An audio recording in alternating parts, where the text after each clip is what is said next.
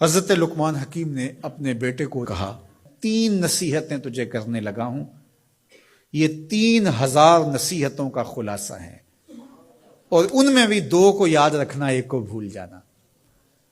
تو بیٹا ہمہ تن گوش ہو گیا، تو حضرت لقمان بولے جو نیکی کی ہے اس کو بھول جانا، جو نیکی کی ہے اس کو بھول جانا، اور موت کو اور اپنے رب کو یاد رکھنا۔ یہ میری ساری نصیحتوں کا خلاصہ ہے۔ جو نیکی کی ہے وہ بھول جانا، چاہے وہ کسی شخص کے ساتھ کی ہے، چاہے وہ نیکی عبادت کی صورت میں ہے، چاہے وہ ریاضت کی شکل میں ہے، خدمت انسانی ہے، کسی رشتہ دار کے ساتھ نیکی کی ہے، تو کہا بھول جانا جس طرح کی ہوئی نہیں ہے۔ حضرت معاذ بن جبل رضی اللہ تعالیٰ عنہ حضور کے روضہ انور کے سامنے بیٹھ کے رو رہے تھے۔ حضرت عمر گزرے تو پوچھا اے معاذ کیوں رو رہے ہو؟ کہا صاحب مزار کا ایک فرمان یاد آیا جس نے رلا دیا۔ کہا وہ کیا فرمان ہے؟ کہا ایک دن حضور نے کہا تھا ادنا سی ریا بھی شرک ہے، تھوڑی سی ریاکاری بھی شرک ہے۔ اللہ صرف اس عمل کو قبول کرتا ہے جو محض اس کے لیے کیا جائے۔ تو نیکی خالص اللہ کے لیے کریں گے تو قابل قبول ہے۔ اللہ تعالیٰ غیرت والا ہے، وہ کسی اور کو اپنے ساتھ شریک ہونا پسند نہیں کرتا۔ تو جب بھی نیکی کرو، یہ سلس دین ہے، انما الاعمال بالنیات۔ اس حدیث کو علماء نے کہا ہے تیسرا حصہ دین کا اس میں ہے کہ اعمال کا دار و مدار نیتوں پہ ہے۔ نیت کا خالص ہونا شرط ہے، ورنہ محنت بھی کی، سجدے بھی کیے، خیراتیں بھی کی، سب کچھ کیا، لیکن نامہ اعمال میں 0 کو ہوگا۔ کیتی کتری پئی کھو محمد تے سکہ بنیا زردہ۔ تو ریاء سے بچنے کی تلقین کی گئی۔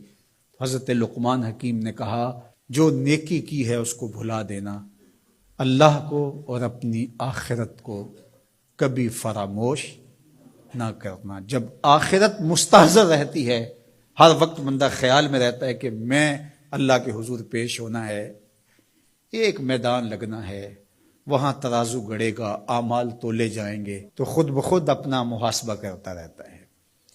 یہاں وہ کچہری خرید سکتا ہے، عدالتیں خریدی جا سکتی ہیں، تھانے یہاں بک جاتے ہیں، یہاں منصف بک جاتے ہیں، لیکن وہاں اللہ کی پولیس نہیں بکے گی، وہاں کے تفتیشی نہیں بکیں گے، وہاں کے تھانے، وہاں کی کچہریاں نہیں بکیں گی، وہاں ترازو پورا وزن تولے گا۔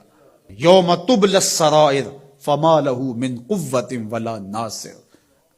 فرمایا جس دن راز کھول دیے جائیں گے، کوئی کسی کی مدد نہیں کر پائے گا، اور نہ کوئی طاقت سے اپنے عیب کھلنے سے روک سکے گا۔ تو جب مستحضر ہوگا کہ میں اللہ کے حضور پیش ہونا ہے، ایک کچہری لگنی ہے، ایک عدالت لگنی ہے۔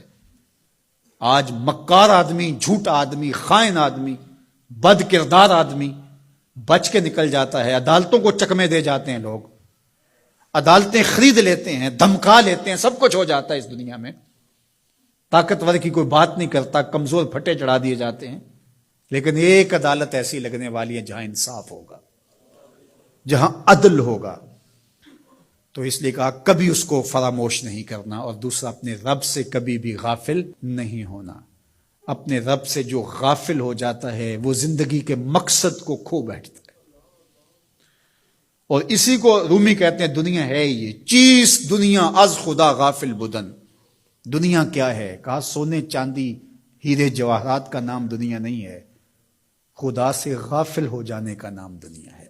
تو اس لیے اللہ کے ذکر سے، اس کی یاد سے، اس سے کبھی بھی غافل نہیں ہونا چاہیے۔ اور اگر کوئی اس سے غافل ہو گیا تو سن لو وَلَا تَكُونُوا كَالَّذِينَ نَسُوا اللَّهَ فَأَنسَاهُمْ أَنفُسَهُمْ أُولَٰئِكَ هُمُ الْفَاسِقُونَ۔ کہا ان لوگوں کی طرح نہ ہو جانا جو خدا سے غافل ہو گئے۔ تو جب وہ خدا سے غافل ہو گئے، اللہ نے انہیں ان کی ذاتوں سے بے خبر کر دیا۔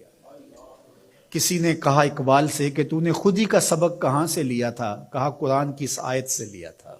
اور یہ بات ذہن میں بٹھا لیں، اپنے لیے بھی اور اپنی اولادوں کی طبع میں راسخ کریں جیسے بھی ہو سکے، کہ ایک چیز کو بھول جانا ہے، جو نیکی ہو گئی بھول گئے، اور اللہ کو بھی یاد رکھنا ہے اور آخرت کو بھی یاد رکھنا ہے۔ یہ چیز یاد رہ گئی تو سمجھ جاؤ خیر ہے، اور اگر یہ 2 چیزیں بھول گئی اور جو بھولنے کی چیز ہے وہ یاد رہی تو سمجھو ہم نے اپنا سب کچھ لٹا دیا۔